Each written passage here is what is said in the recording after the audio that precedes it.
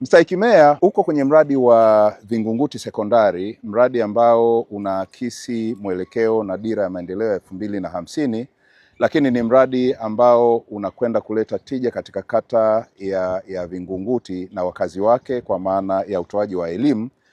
Lakini uko kwenye mradi ambao kimsingi haijasemwa kwenye taarifa, lakini fedha tulianza kupokea kwa Mheshimiwa Rais mwenyewe.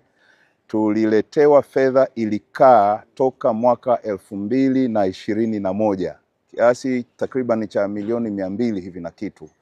Kwa hiyo 2021, 2022 mpaka 2026 mwezi wa pili, ambapo tunashukuru kwa usimamizi wako Mstahiki Meya, lakini kamati ya fedha uimara wake, baraza la madiwani kwa maelekezo yale yale kwamba mnataka kuona matokeo, kwamba tunapokusanya fedha kwa maana ya mapato yetu twende tukaone miradi, tusisifiwe peke yake kwa kukusanya kufika 100% na zaidi, lakini 100% na zaidi inatija gani tunapokwenda kuangalia kwenye miradi ya maendeleo.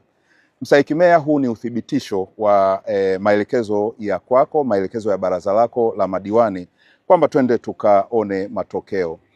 Kama ilivyosema taarifa, Mstahiki Meya, mimi hapa nimesimama kukuhakikishia wewe na kamati ya fedha kwamba kila mradi ambao utaanza kutekelezwa tutaanza bila kusimama na tutamaliza. Na hii inathibitishwa kwenye miradi ambayo imepita, ambayo of course ilikuwa ni ya muda mrefu, lakini baadhi ya miradi ni mipya. Lakini hii inathibitishwa na mradi huu. Huu mradi una miezi 5 peke yake. Ni mkataba wa mwaka mmoja na miezi 6. Lakini kwa commitment ya mkandarasi, na sisi tumesimenti hilo kwamba tunao mkataba wa miezi 18, lakini tumemtaka mkandarasi akamilishe ndani ya mwaka mmoja. Ameahidi kwamba kufika mwezi wa kwanza tunaweza tukaanza kuleta watoto hapa. Na Mstahiki Meya, mwelekeo wa halmashauri yako, baraza na kamati yako ya fedha ni kumkomboa mtoto wa Kitanzania kutoka kwenye ukosefu wa elimu, lakini ugumu na umbali wa kwenda kutafuta elimu. Lakini unaendana pia na mwongozo na sera mpya ya 2028 ya double cohort. Kwa hiyo utekelezaji wa mradi huu unaakisi mwelekeo na sera hiyo. Tunaamini kwamba matatizo na changamoto zinazozipata kwenye kata hii kwa maana ya watoto zitakuwa zimepungua.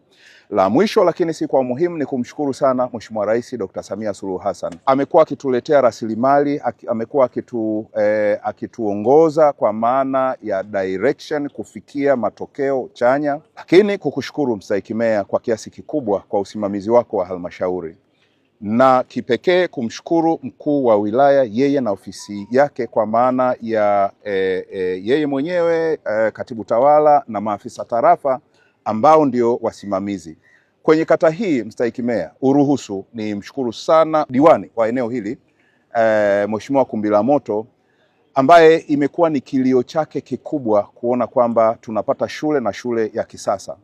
Lakini shukurani za kipekee sana ambazo ninaomba niziseme kwa jumla ni kwenye ugawaji wa rasilimali. Mtakumbuka kwamba tulikuwa na mapendekezo ya kuleta rasilimali mara 2, lakini akaridhia kwa maslahi mapana ya halmashauri ya jiji na baraza la madiwani kwamba rasilimali hizo ziende kutumika kwingine, kwa sababu Tanzania ni moja, jiji ni moja, na sisi ni wamoja, na lengo letu ni moja. Mstahiki Meya, baada ya kusema hayo, ni kushukuru sana kwa kunisikiliza, na nishukuru kamati ya fedha na watumishi ambao tumeambatana nao. Asanteni sana.